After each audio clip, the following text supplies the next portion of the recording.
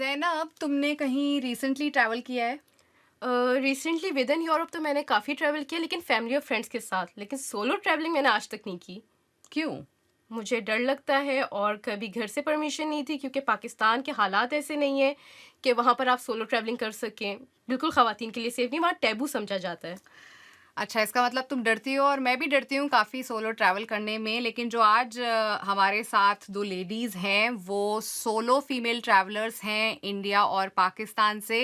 India से हमारे साथ हैं नेहा नाम्बियार, जो मुंबई से जॉइन कर रही हैं, और पाकिस्तान से हमारे साथ हैं मारिया सुमरो, जो कराची से हमारे साथ जॉइन कर रही हैं, और दोनों बहुत घूम चुकी हैं, बहुत ट्रैवल कर चुकी हैं। I welcome you both to आओ बात करें। Hello. Thank you for inviting. Hi. Thanks ladies. जैसे कि ज़ैनब कह रही थी कि बहुत वो डरती है, मैं भी बहुत डरती हूँ एक्चुअली। मैं वेस्ट में बहुत ट्रैवल कर चुकी हूँ, लेकिन जब इंडिया में ट्रैवल करने की बात आती है so I get very scared.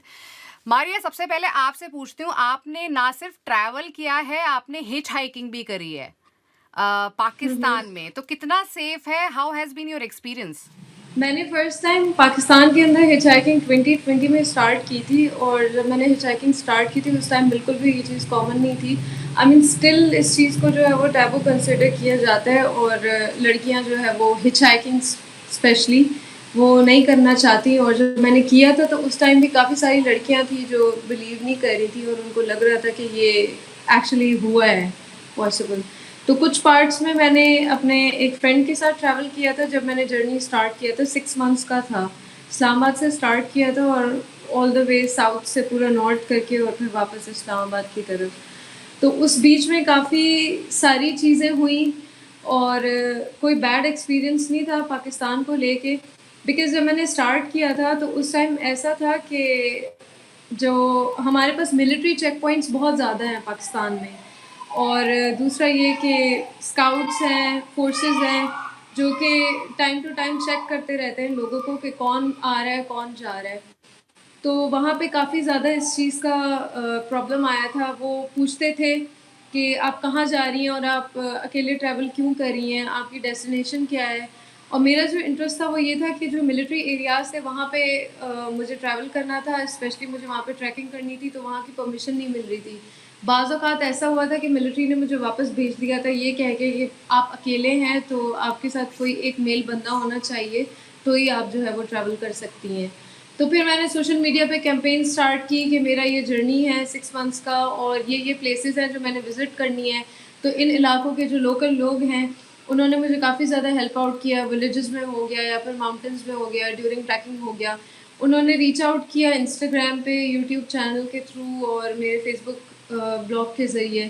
फिर उन लोकल्स के पास मैंने स्टे किया। तो ये मिला-जुला के सारी जो एफ़र्ट है, जॉइंट एफ़र्ट है, लोगों ने काफ़ी ज़्यादा हेल्प आउट किया। फिर जब ये चीज़ वायरल हुई सोशल मीडिया पे, जब मैंने जर्नी स्टार्ट किया था, तो मिलिट्री ने एक को दूसरे को बताया, फिर उन्होंने स्काउट्स को बताया, उन्होंने जो है वो किसी और फ़ोर्स को बताया कि मारिया सुमरो के नाम की जो लड़की है वो रास्ते घूमती में है, रहती है, अब उसने तो ये उसको चेक रोकना पॉइंट नहीं है। स्टार्ट किया है। एग्ज़ैक्टली। तो ऐसे पता चलता गया, और फिर ये कहानी जो है वो बढ़ती गई, फिर ये ना रुकी कभी भी। वाह! ओके। अच्छा, मेरी इंफॉर्मेशन के मुताबिक इंडिया में ऐसे काफ़ी सारे ग्रुप्स और ऑर्गेनाइजेशन हैं जो फीमेल सोलो ट्रैवल को जो है बहुत सपोर्ट करते हैं। तो मेरा क्वेश्चन नेहा से है कि नेहा, जब आप मतलब इंडिया को अभी भी नहीं माना जाता फीमेल्स के लिए सेफ ट्रैवलिंग के हवाले से, तो जब आप प्लान करती हैं तो आप किन किन चीज़ों का ख्याल करती हैं, और आप अपना फर्स्ट सोलो ट्रैवलिंग का जो एक्सपीरियंस है वो हमारे साथ शेयर कीजिए। पहले तो I started solo travelling in the most unromantic way possible. मेरी जो प्रेम कथा है सोलो ट्रैवलिंग के साथ, it was not like I had been thinking about it और तभी मैं गई। It was just very random. I was in college, और छुट्टियाँ चल रही थी। I was in the last year, और मुझे लगा okay I should do something, and I was looking eight blogs, and I was that time तभी Instagram was not big. अभी हमें अगर जाना है कहीं, we look at travel recommendations on Instagram, but at that time it was just blogs. So I went to blogs and I saw, like, solo traveling is increasingly becoming a thing, and I was like, you know what, I'll give it a shot. We'll see how it goes. मुझे पता नहीं। पहले तो I was someone जिसे travel बिल्कुल पसंद ही नहीं था। Like I to go with my parents and I was just like मुझे I travel is not my cup of tea. जो लोग ट्रैवल करते हैं they go and sit in the hotel. I used to be like that तो ये instead 180 of degree explore. Change कैसे हुआ?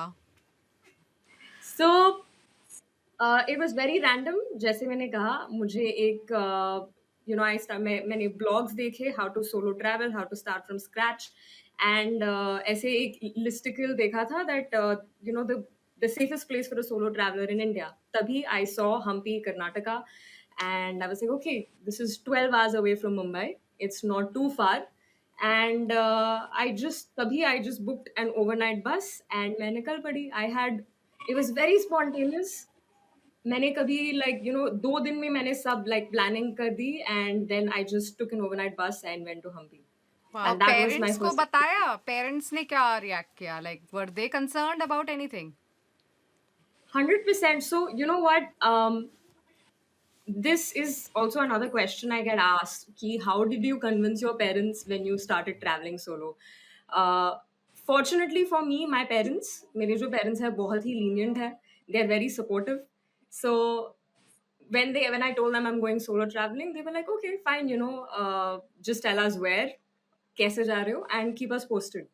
So and also most importantly, मैं खुद के savings के साथ जा रही थी. I wasn't taking their money. So there was that certain level of independence before I started traveling solo, and तभी मैं गई।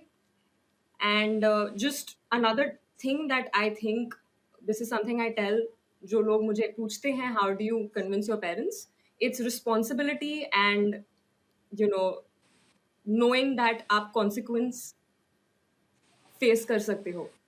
जो ट्रस्ट होता है between parents and children when that is built, तभी सोलो ट्रैवल और आसानी से हो सकता है। That's how, because that was already there, they let me travel solo and it was an amazing experience। It was really really nice।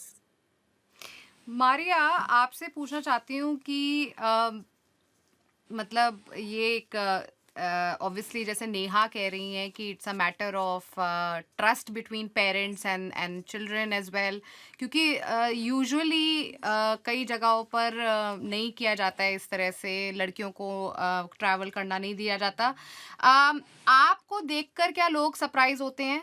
आपके experiences में ऐसा है कि लोग आपको देखते किस तरह का रवैया? आपने मिलिट्री के बारे में बताया, आम लोगों का क्या रवैया रहता है जब वो आपको देखते हैं और पूछते हैं कि भाई आपके साथ कोई दिख नहीं रहा है, तो क्या आप अकेली हैं? किस तरह का रवैया रहता है? सबसे पहले तो मैं पेरेंट्स वाली बात पे थोड़ा सा बात करना चाहती हूँ, क्योंकि मेरा जर्नी बहुत ज़्यादा मुश्किल रहा है। मेरा ताल्लुक एक एजुकेटेड लेकिन कंजर्वेटिव फैमिली से है, और पाकिस्तान में कुछ ऐसा है कि बहुत सारे लोग जो है वो रिलीजन और कल्चर दोनों चीज़ों को जो है वो थोड़ा सा मिक्स करने की कोशिश करते हैं। तो जब भी बात आती है सोलो ट्रैवलिंग की, तो फिर वो साथ साथ रिलीजन को भी रखते हैं कि नहीं, इस्लाम में अलाउ नहीं है, इस तरह की बातें होती हैं। तो मेरे पेरेंट्स एजुकेटेड ज़रूर हैं, लेकिन वो कंजर्वेटिव भी हैं साथ साथ। मेरे लिए बहुत ज़्यादा मुश्किल था, 7 to 8 इयर्स का ये स्ट्रगल था, जिसमें जो है वो मुझे उनको मनाना पड़ा। और बाज़ औक़ात ऐसा होता था कि स्पेशली मेरी मदर बहुत ज़्यादा स्ट्रिक्ट रही हैं, तो वो उन्होंने अलाउ नहीं किया था। Although I was working in a bank as a manager, तो उस टाइम भी मुझे परमिशन नहीं मिल रही थी। मेरी अर्निंग्स खुद की होती थी, सारी चीज़ें अपनी होती थी, लेकिन सिर्फ परमिशन का मसला होता था।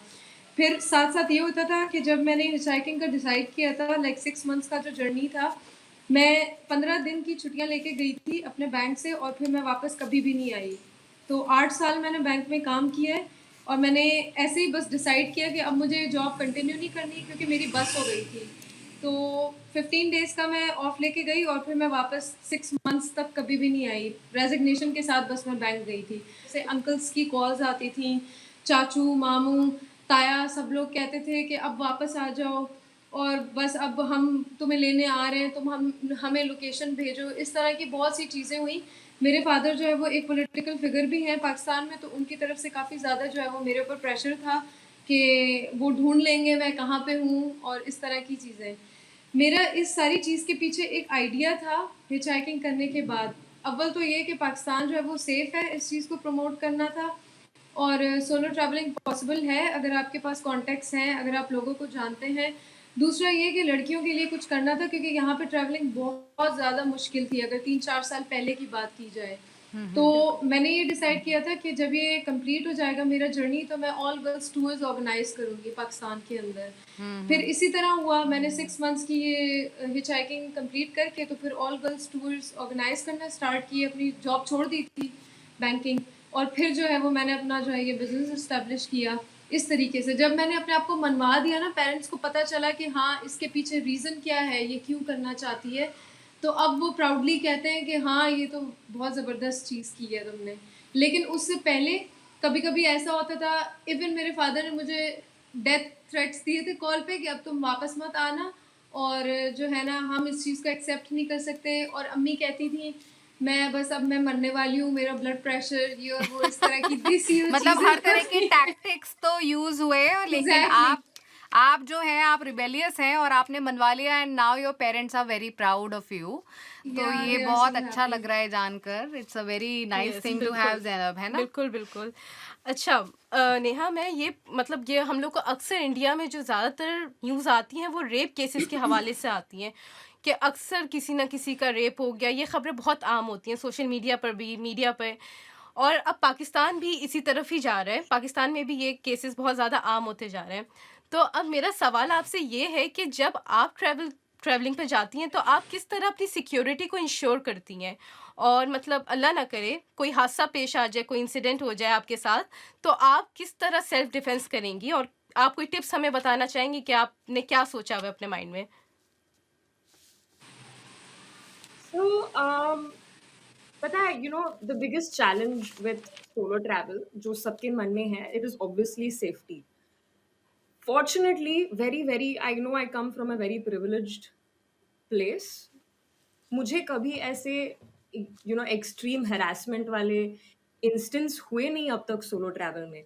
In fact quite the contrary, I have been travelling in India for at least 5 to 6 years and I have been very safe fortunately. मेरे साथ ऐसे कोई हादसे नहीं हुए थे. तो in my opinion, subjectively, India is quite safe to solo travel in. Of course, I won't be completely, negligent जो news reports है. उन I won't say that India is completely safe. आप बिना, अनदेखा करके आप solo travel कर सकते हो.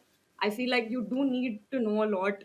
You need to read up about a place पहले to hmm, before you go solo traveling there.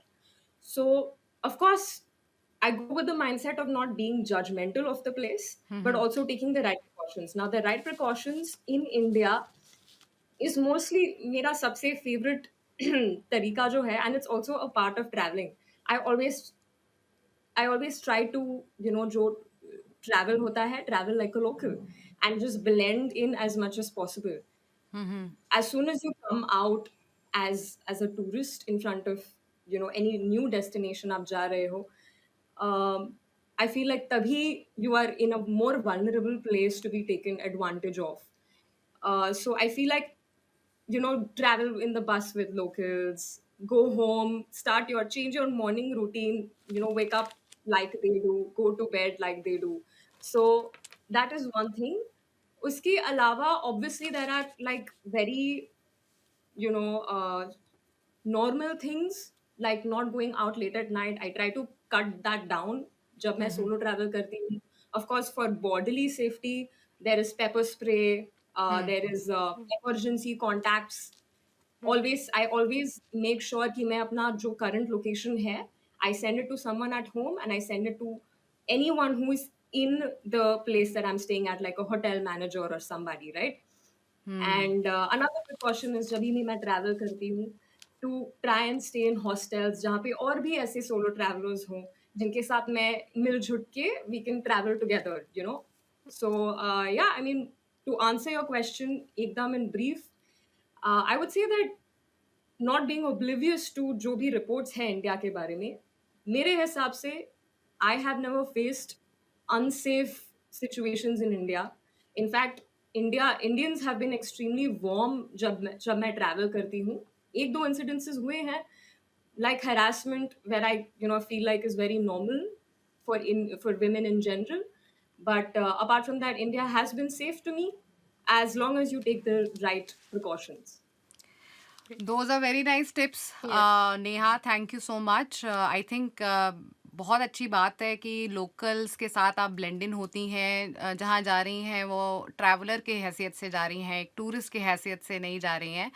Maria, आपसे पूछना चाहती हूँ इसी सवाल को आगे करते हुए कि पाकिस्तान में एक पॉलिटिशियन है, नाम तो मैं नहीं लूँगी, बहुत ही पॉपुलर हैं और वो कहते हैं कि भाई औरतें जो हैं वो अगर मॉडर्न कपड़े पहनेंगी तो क्या है कि मर्द जो हैं वो रोबोट तो नहीं है ना।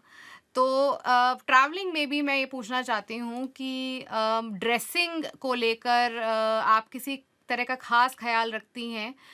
क्या ये ज़िम्मेदारी औरतों की है? और किस तरह से प्रिपेयर करती हैं आप, ख़ासकर अगर आप दूर-दराज़ के इलाकों में जा रही हैं तो?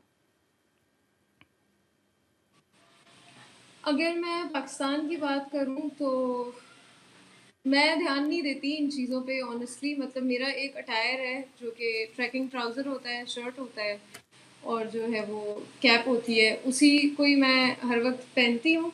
बाकी ये है कि जब मैं नॉर्थ में जाती हूँ, जो कंजर्वेटिव इलाके हैं जैसे सवात हो गया, केपीके हो गया, हमारा रीजन तो वो थोड़ा सा कंजर्वेटिव है। तो उस चीज़ का मैं इसलिए ख्याल रखती हूँ कि वहाँ पे जो लोकल्स हैं उनका अपना एक कल्चर है, पहनना ओढ़ना है। तो अगर हम लोकल्स के साथ रह रहे हैं उनके घरों में, तो मैं ये समझती हूँ कि ये हमारी ज़िम्मेदारी है कि हमें उनके कल्चर का भी थोड़ा सा ख्याल रखना चाहिए। तो फिर वहाँ पे मैंने थोड़ा टाइम जो है वो शलवार कमीज़ पहना था जब मैं उनकी फैमिलीज़ वगैरह के साथ स्टे करती हूँ। अदरवाइज़ मेरा नहीं ख्याल कि लिबास का कोई जो है वो रेप के साथ ताल्लुक़ है। जो रेपिस्ट होता है उसको हर हाल में रेप करना होता है। और दूसरा ये कि यहाँ पे तो जिनको अबाया पहना हुआ होता है, जो पूरा पर्दा करती हैं औरतें, तो उनके भी हमारे पास जो है वो केसेस आते रहते हैं। तो इसका कोई इसके साथ ताल्लुक़ नहीं है।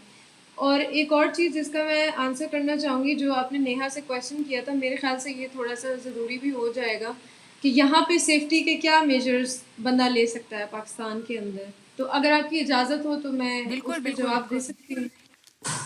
तो जो मेरा ऑल ओवर सफ़र रहा पाकिस्तान के अंदर, तो सेम यही बात है नेहा वाली कि मेरे लोकल्स के साथ काफ़ी ज़्यादा कॉन्टैक्ट्स थे। तो मेरे साथ ऐसा कभी भी कोई हादसा पेश नहीं आया। जब भी मैं निकल रही होती थी सफ़र पे, तो जिस डेस्टिनेशन को मैंने छोड़ा है और जहाँ मैं पहुँचने वाली हूँ, तो दोनों के साथ मैं कॉन्टैक्ट में रहती हूँ।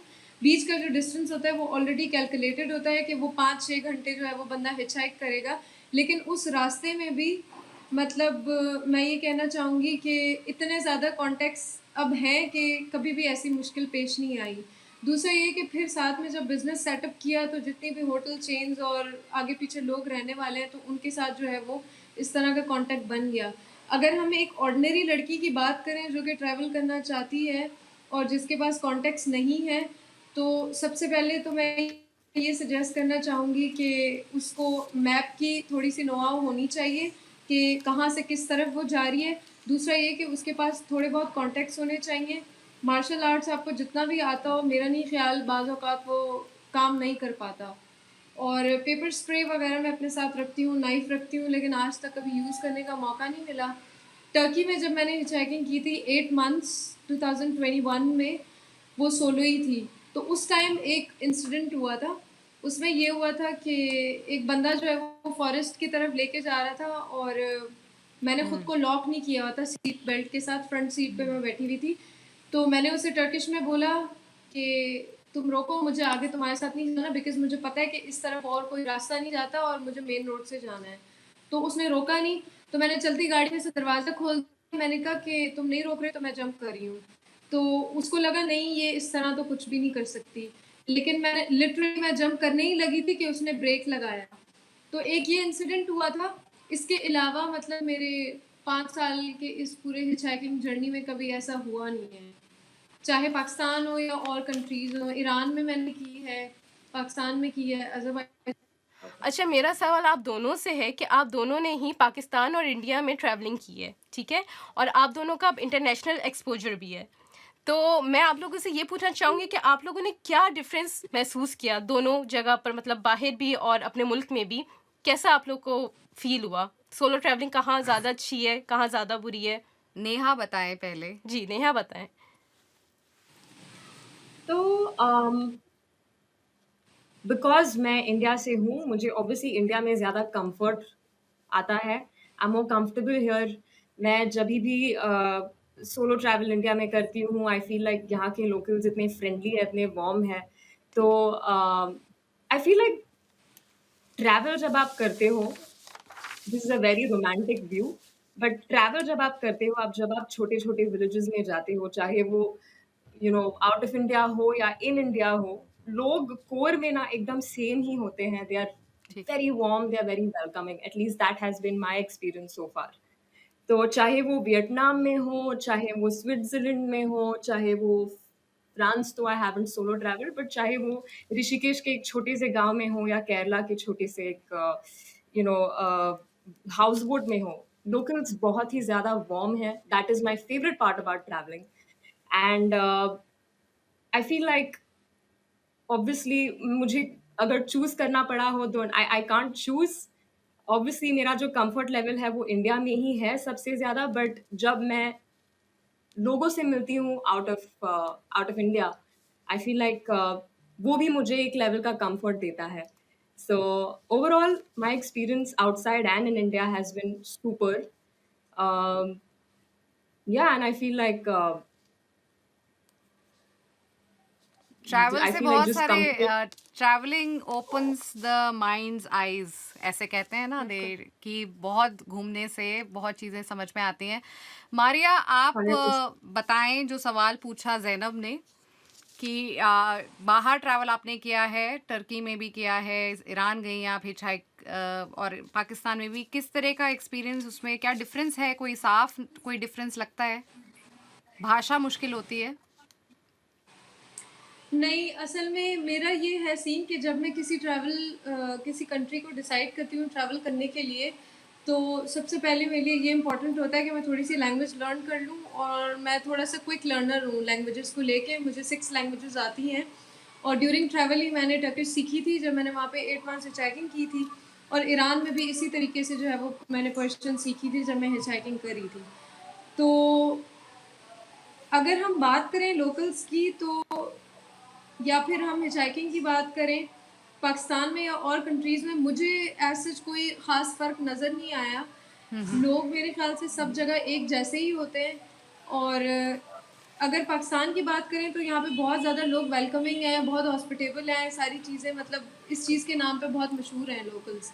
लेकिन जब हम किसी और कंट्री ट्रैवल करते हैं, तो जो कि मैंने फ़र्क महसूस किया ईरान और टर्की के अंदर, तो लोग और ही ज़्यादा वेलकमिंग हैं, क्योंकि उनके हिसाब से हम फॉरेनर्स हैं। फिर वो जानना चाहते हैं कि हम यहाँ पे क्यों आए हैं, उनके विलेजेस को हम क्यों विज़िट कर रहे हैं, यहाँ क्या चीज़ हमें लेके आई है। तो उनके साथ और ज़्यादा आपका जो है वो बॉन्ड अच्छा बन जाता है। तो उसके साथ-साथ ये होता है कि वो आपको कॉन्टेक्स्ट भी दे रहे होते हैं। साथ-साथ अगर आप उनको बताओ कि अब मेरा नेक्स्ट डेस्टिनेशन ये है या मैं इस रास्ते से जा रही हूँ, तो बीच में उनके जितने भी जानने वाले होंगे रिश्तेदार, उन सब के बारे में आपको बताएँगे, अच्छा इस गाँव में तुम इसके पास चले जाना, और यहाँ पे तो मेरा ये रिश्तेदार रहता है, यहाँ पे रह लेना। इस तरीके से जो है वो चीज़ें वाह, बनती जाती हैं, सिलसिला जो है वो होता जाता है। सिलसिला तो बढ़ता जाता है।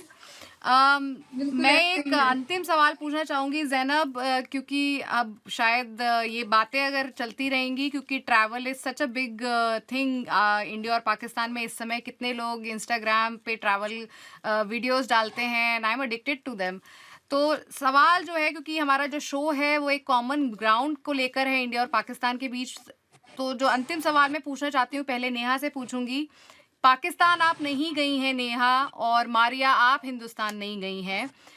कहाँ एक ऐसी जगह एक लाइन में बताएं, और या संक्षिप्त में बताएं कि नेहा पाकिस्तान में मौका मिले तो कहाँ जाना चाहेंगी, और मारिया इंडिया में मौका मिले तो कहाँ जाना चाहेंगी? नेहा से शुरू पहले करते नहीं। हैं। Wow, this is a very tough question. Actually पता है, मैं जब कश्मीर गई थी तभी उन्हों वहाँ के जो लोकल्स थे उन्होंने बताया था कि आप कभी पाकिस्तान जाइए, वहाँ की जो लैंडस्केप है वो कश्मीर से भी ज़्यादा, कश्मीर की जो वैली है, कश्मीर से भी ज़्यादा खूबसूरत है।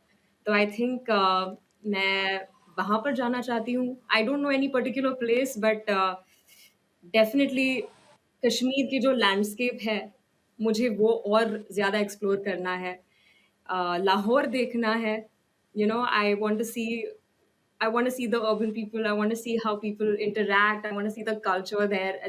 I just, the landscape, everything just draws me towards it. So I don't have a name per se, but Lahore maybe, and a little bit of the north and part of Kashmir Pakistan. या Yeah. Okay और मारिया? मुझे ऐसा लगता है कि मैं India ना जाके अभी मैं ऑलरेडी इंडिया जा चुकी हूँ क्योंकि मैं इतने सारे यूट्यूब चैनल्स को फॉलो करती हूँ। मेरे जितने भी सारे ट्रैवलर्स दोस्त हैं जो यहाँ से फॉरेनर्स होके जाते हैं, वो वाघा बॉर्डर क्रॉस करके इंडिया जाते हैं। तो बहुत सारी प्लेसेस हैं जहाँ पे मैंने जाना है, जैसे कि लद्दाख हो गया, ऋषिकेश हो गया, राजस्थान हो गया, उत्तर प्रदेश हो गया, कर्नाटका हो गया, सारी प्लेसेस मतलब मुझे विजिट करनी है। पंजाब हो गया तो अब ये पता नहीं कब पॉसिबल है, वीज़ा हमें मिल नहीं सकता, और जब एक और पासपोर्ट आ जाएगा हमारे पास तो फिर हम जो है वो विजिट कर सकते हैं। लेट्स होप फॉर चलें, द बेस्ट। हमारी पता नहीं बॉर्डर्स हमें बहुत तंग करते हैं, ट्रैवलर्स को बॉर्डर्स बिल्कुल भी पसंद नहीं होते। बिल्कुल तो बिल्कुल बिल्कुल सही बात है, ट्रैवलर्स को बॉर्डर बिल्कुल पसंद नहीं है ज़ैनब। और हाँ? आकांक्षा, इनकी बातें सुनकर मेरा दिल चाह रहा है कि मैं जल्दी से कोई सोलो ट्रैवलिंग अपना प्लान करूं।